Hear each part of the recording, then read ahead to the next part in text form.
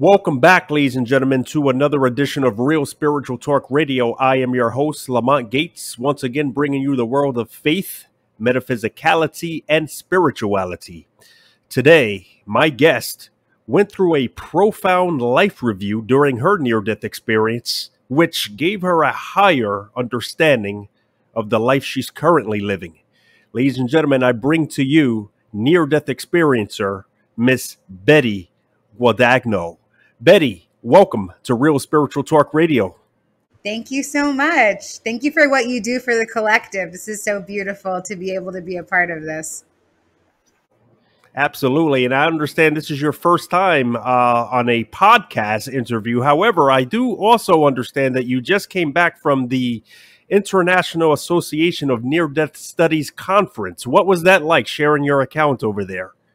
Oh, my goodness. The conference was so beautiful. I'm still sort of integrating the experience into my life. It was like just so high vibrational. Everyone there, it was just the most beautiful, non-judgmental space I've ever been a part of. And I was really sad to go. So absolutely fascinating. And that non-judgmental space, I promise you, will follow you here on Real Spiritual Talk Radio. Now, before we get into your account, however, I like to go backwards as I normally do with my guests and discuss any pre-near-death experience religious belief systems or spiritual practices, if any. What was spirituality or religion like for you prior to your near-death experience? Non-existent. Yeah, I grew up in a really chaotic, dysfunctional home. My father was Catholic. My mother was Jewish. So, but we didn't practice anything. I would say devout atheism was what I would say I was before my experience. So you had the Roman Catholic Pope versus Maimonides in your house. Right, yeah. Which equaled a non-believer, in other words. Yeah, but yeah, my family growing up was very immersed in poverty and addiction. And so God doesn't really fit into that picture. And so it was just easier to just not focus on it at all than to have to be held accountable for how we were living our lives. Okay, well, with that said, why don't we start moving into your near-death experience? Why don't you describe for us what it was that actually triggered the near-death experience to occur? Yeah, I overdosed on hallucinogens. So some of my background is that I used drugs for over 25 years. Before my experience, I was a sex worker. I was a drug addict, and my life was just immersed in depravity and hedonism. And it was my whole lifestyle, my whole identity.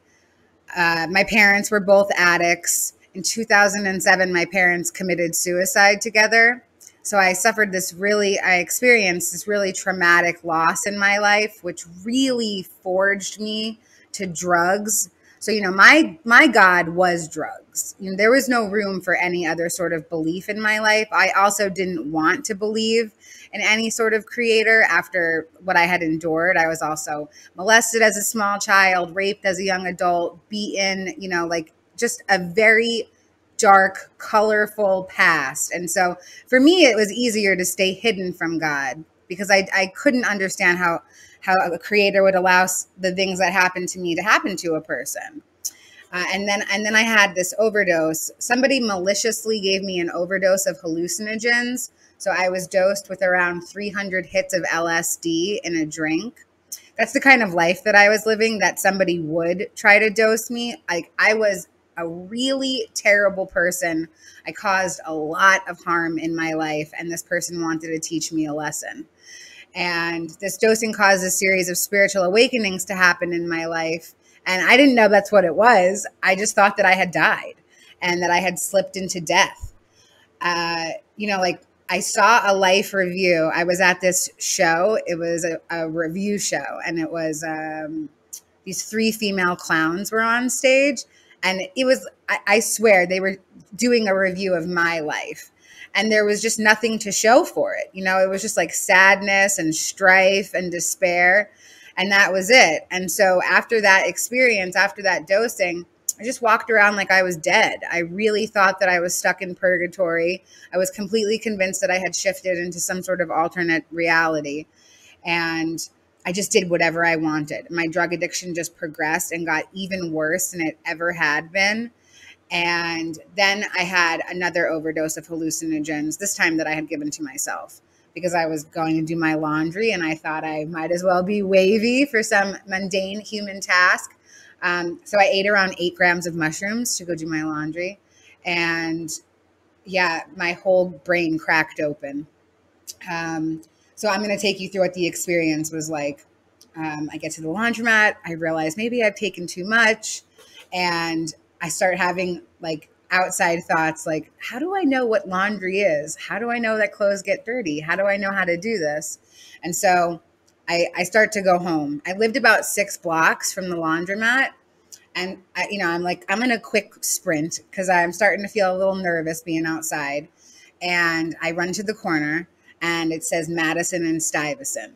And then I run to the next corner and it says Madison and Stuyvesant again. And I do it again and I see the same signs again. And it's like I'm stuck in this loop.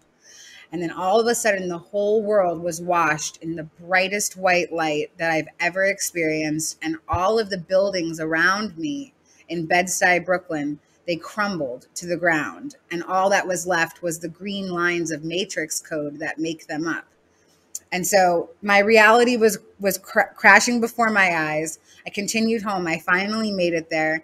And I walked through the front door and I thought, oh, I am dead. This is the Beetlejuice house. I couldn't remember how long it took me to get there. I couldn't remember how I got there.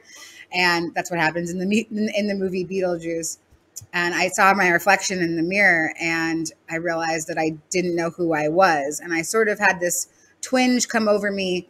And I said, why am I in our daughter? And I felt my mother's consciousness enter mine. And like I said, my parents had committed suicide. They had been dead for 11 years at this point in time. And I was guided by a masculine voice. And he reminded me of what we had done. And I had a flash of my parents' suicide scene. And I just became like completely overwhelmed with grief and sadness. And then I had what's called a spontaneous Kundalini awakening. Kundalini energy is described as life force energy. Some people call it receiving the Holy Spirit.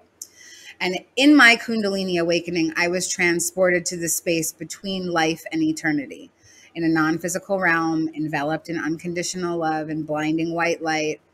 So the same space that people who have near-death experiences describe, I was in the same space without actually physically dying. Although I do feel like the whole experience was sort of a mental and spiritual suicide. So in my experience, I was taken through my pre-birth planning. So I entered this space and I was so pissed. I was like, I can't believe that I'm wrong. This is crazy, like everything that I've ever thought my whole life was being completely dismantled in this moment. And so I'm probably the only spirit to make it to heaven and actually be upset. So while I was there, they took me through my pre-birth planning and they told me that everything that I've ever experienced in my life was something that I, as a soul, had chosen for myself before I came to Earth. So I chose to be a drug addict. I chose to be born to drug addict parents in a dysfunctional family line for certain reasons. My parents and I chose their suicide together for specific reasons as well. I chose to be a woman. I chose to be white. I chose where I would be born, everything in my life. And when they downloaded me with this belief, it was like 2 tons of bondage had come off of me. Like I had felt so victimized my whole life. And, after that one victimization of, my parents' suicide, like that was such a huge one for me. And after that time of being victimized by the world, or so I thought, I became the perpetrator.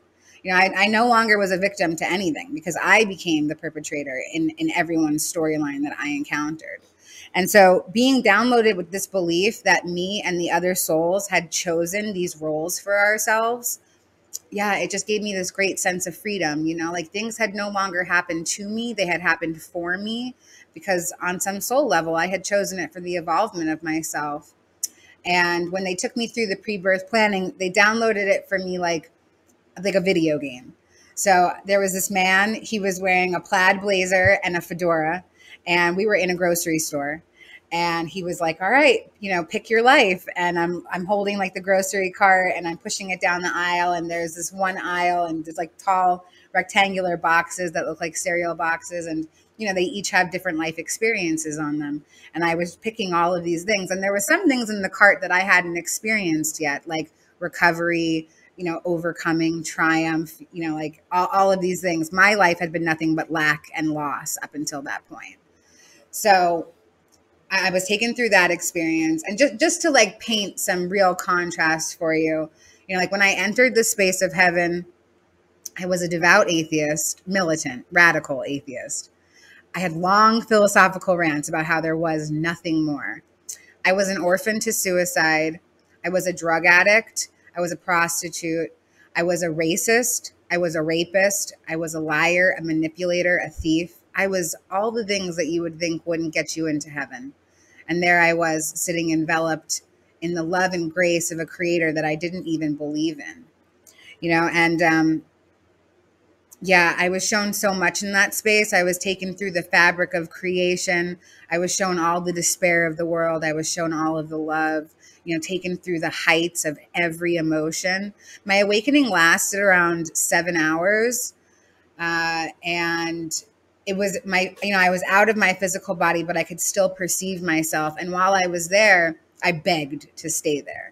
Begged, pleaded, like I transformed into like a little child on the ground, like stomping my feet and shaking my fists. And they told me that I had to come back, that I was part of a spiritual army and I was sent here on a divine mission to uplift the consciousness of the planet from a third dimensional level of thinking to a fifth dimensional level of thinking. And that I could live a life beyond anything I've ever thought for myself. This was, the first part of my life was boot camp. And this part of my life was going to be my mission. And I was not interested in coming back for the mission. I said, you guys don't actually tell us what Earth is going to be like. I can't go back. It's nothing like you described. And I said, I definitely cannot go back into her. And I could see myself like pointing at my body.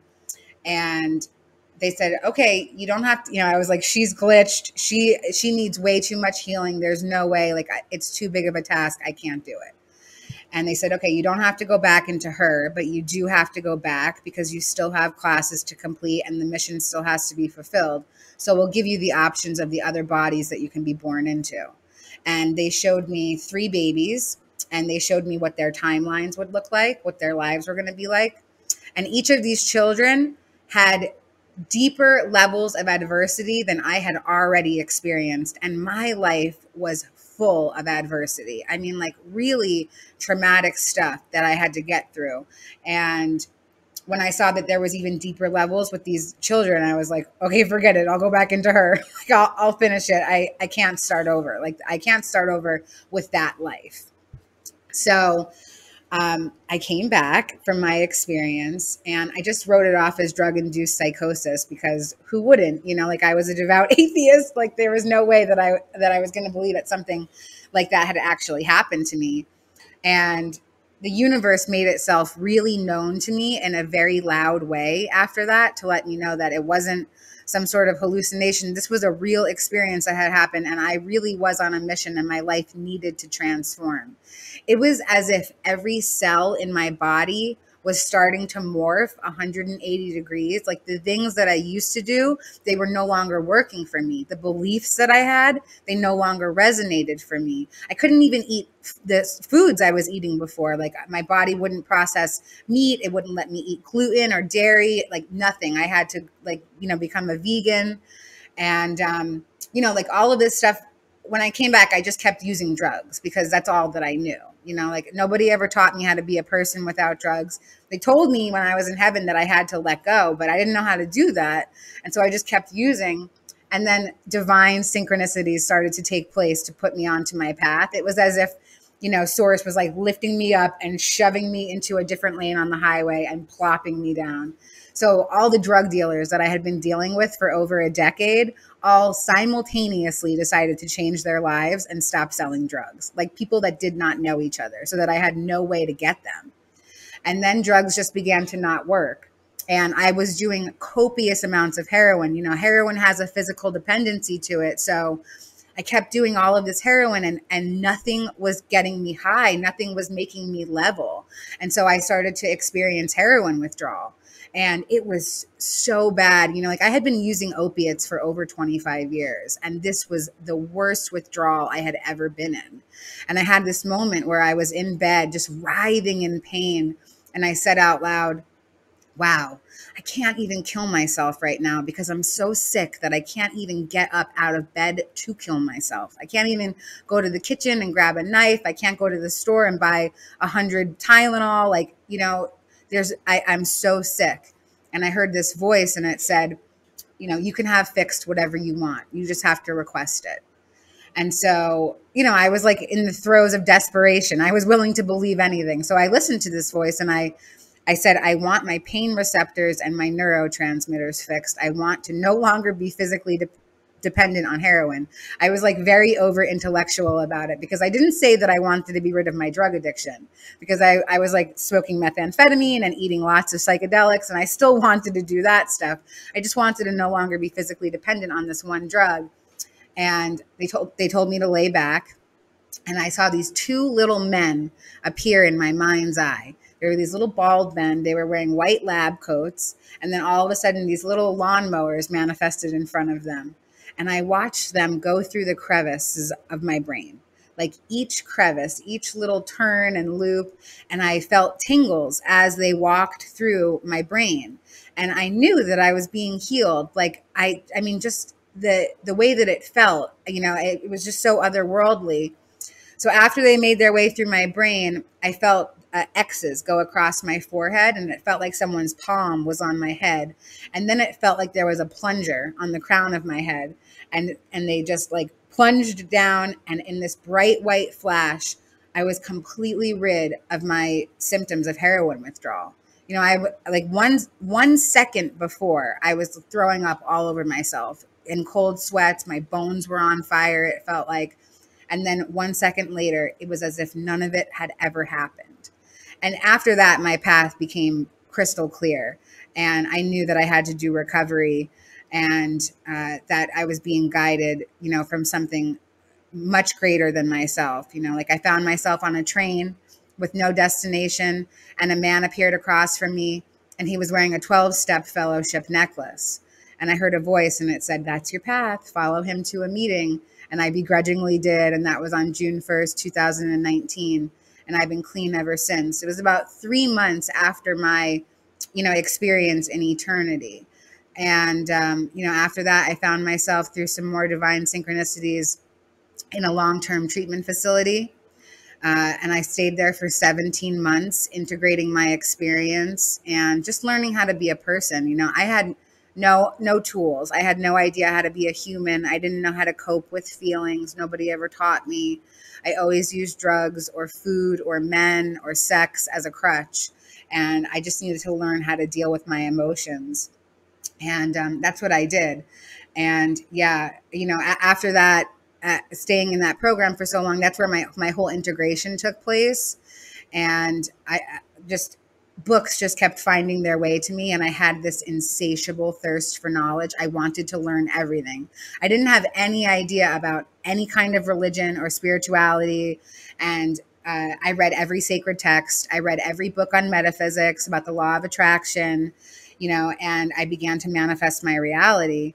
A Course in Miracles found its way to me. That's a text that I hold very sacred to myself. And yeah, you know, like I've been able to sort of cherry pick the things that I really love out of each of the religions and out of each of the spiritual teachings that we've been presented here on earth, and just sort of construct my own spiritual beliefs around it. And, you know, the bottom line remains is that like I'm here to be of service, you know, to my fellow man, to myself, and to source. And I know that I'm on my divine mission, and I you know, I'm able to carry out my service to the collective in so many ways today. You know, like I belong to a lot of different spiritual communities, and I now have a job in the recovery field, which is such a wild sentence to say. You know, my life completely transformed. And I used to be a pimp, you know, like I used to manipulate women. I would get them strung out on drugs, and I would prostitute them to make money from my own addiction. And today I have this amazing opportunity to make a universal amends, and I assist women on their healing journeys today. And it's more than I ever could have thought for myself. You know, I know that it's a sacred plan because I was completely content living and dying the way that I was. And I know that my awakening was also part of my pre-birth planning. I know that it was going to happen no matter what. My soul was going to awaken. It just happened in such a bizarre way. Sometimes it's hard for me to even grasp it. But, you know, I found community that understands, and I found people that have put language to my experience for me. And when I found those people, I was just like so eternally grateful to hear that this has happened to others. It's not just me, and that now I have community around it. So yeah, that's my story. Thank you for letting me share. Wow, that is an absolutely profound near-death experience, as I spoke about at the introduction of this show. So I just want to go back and ask a few questions based on some of the information you've provided us here with. Now, I know you mentioned you were outside of your body. When you came back to your body, was it in the same place where you left it in the laundromat? Were you standing? Were you laid out? No, Or what did it look like? I had come home, and my awakening took place in the bathroom. So, and I was still in the bathroom. There was this surge of energy going up and down me. It was all of my chakras were opening up all at once. And then once they had fully opened and my crown opened, that's when my spirit left my body. It came out through my crown. And so because I had this surge of energy going up and down my body, it was making me pee myself. And so most of my awakening was spent on the toilet, which is kind of funny too, like this really woke toilet moment.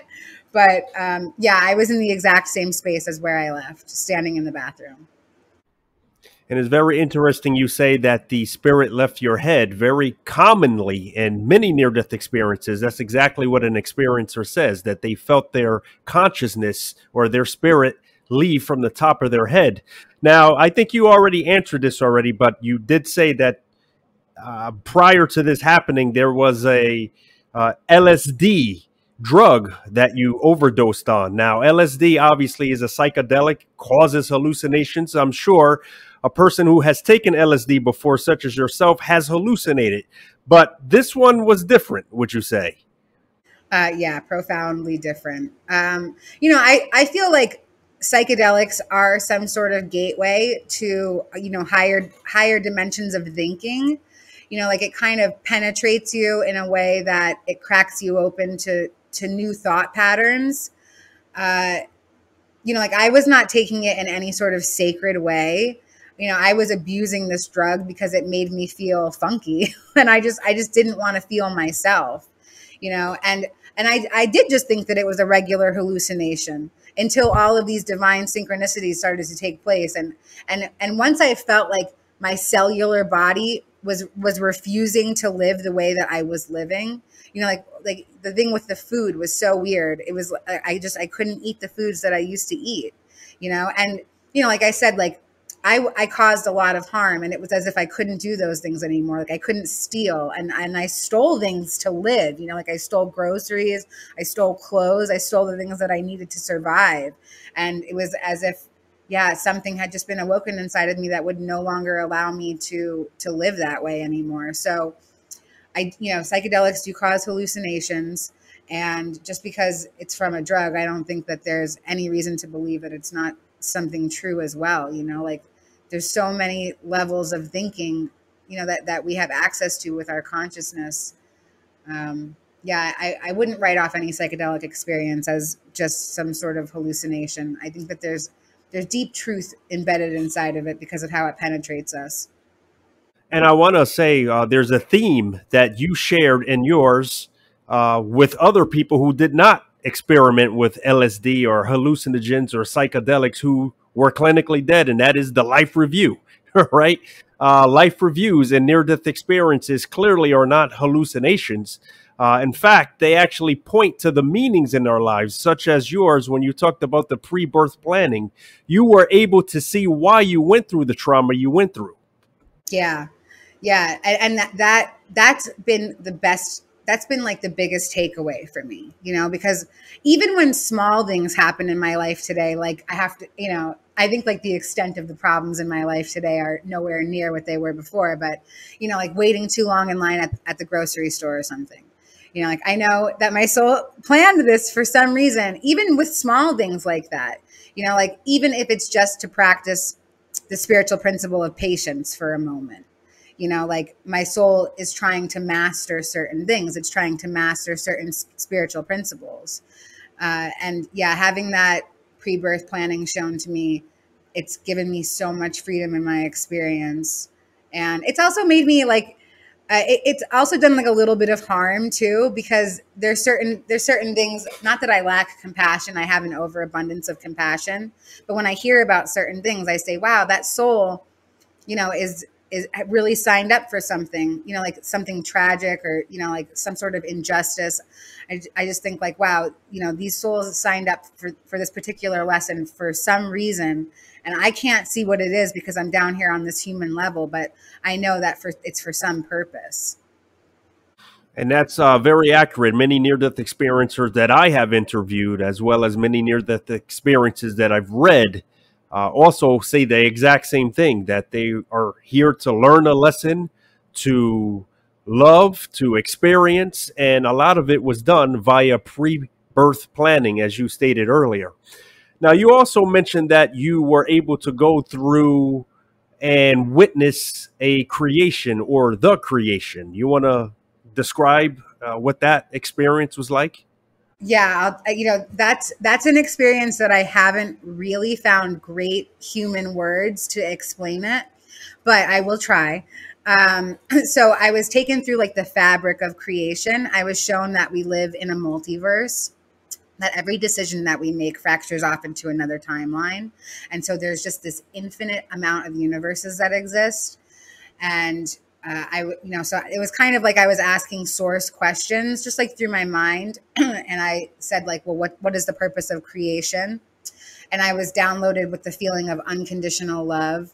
And they showed me myself being born and the love that I had for my mother, you know, like meeting my creator on the outside for the first time. And just like that unconditional love that I felt for my mother. And then my thought was, well, why isn't creation like that? What's the opposite? And then I was taken through the most ultimate feeling of despair. And I was put into the perception of every woman that I've ever known that's lost a child in their life. And I witnessed the feeling of them finding out that their child was dead.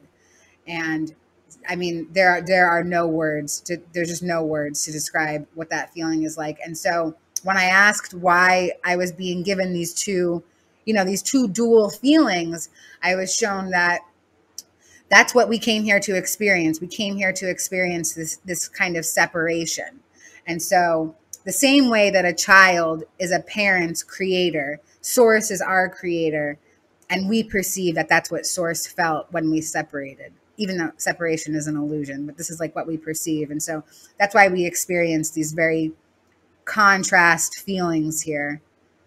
But yeah, those are the two big takeaways from the thing of creation. Also, I was taken through every pantheon. So like every mythological family, I was shown my place as the divine feminine energy in each of those families. So I saw myself in the garden as Adam and Eve. I saw myself as Shiva and Shakti, as Jesus and Magdalene, Isis and Osiris. And that there's a template, you know, like there's certain archetypes that we all embody. At first, I thought that was me. You know, I came back from the experience and I was like, oh my God, I'm Eve. I caused all of this. I ruined creation. And I took like all of this pressure on myself. And then as I integrated, I slowly realized that all of those stories are the same story. They're just from different cultures. And so we changed the names around. And that in my own life, like that is my story as well. You know, I embody all of these different archetypes, all of the different players in mythology. It still happens in the world today. And yeah, so those are the big takeaways from being shown the fabric of creation that I can put into words. Which seems to go right back to experience and love, as we talked about earlier. I understand that you also came back with after effects. You mentioned many of them at the tail end of your experience. One of them was to the point where people stopped selling drugs so that you couldn't get it. Many near-death experiencers describe also, however, coming back with deep empathy. They lack the fear of death. Some of them come back with precognition. Did you come back with anything remotely close to these? Yeah, I did. I came back with some gifts, and they really scared me. I used to be able, so I practice the art of bibliomancy, which is a cool word. It's where you open up a book to a random page, and it's like the verse that wherever your eyes go to will speak directly to you. And I use that as one of my spiritual tools in my life today. And when I first came back from the experience, not only would I open up a book to a random page, but a specific section of it would be highlighted for me that I was meant to look at. And there would be like orbs all around it and just really bright, like flashing lights. And it scared me, like I still didn't have any language for what had happened to me. I still didn't know what had happened to me. And all of my senses got mixed up. It's called synesthesia. I experienced being able to taste sound and to be able to feel color. And, like it was as if all of my senses were intertwined. I could see the energy running through nature. I could see the energy and auras of people. And in my integration process, as I started to read and learn, and, at the time I was reading the Bible and I was reading about all these different prophets, and I kept being downloaded with the story of Jonah over and over again, and how Jonah was a prophet who refused his prophecy and ran away. And I just kindly asked my spirits, my guides and my angels, to take away some of the intensity of what I was experiencing. And they did. And now I'm like, why did I do that? That was so cool. I was just so scared of it at first. So yeah, my spiritual gifts now, obviously I have a lot of empathy. I work in service, like I'm of service to the drug addiction community. And I definitely have a lot of compassion. And like one of my gifts is bringing community together and just giving people a chance to stand in their spiritual truth. By me standing in mine, I give people permission to stand in theirs. And so I try to do that as often as I can.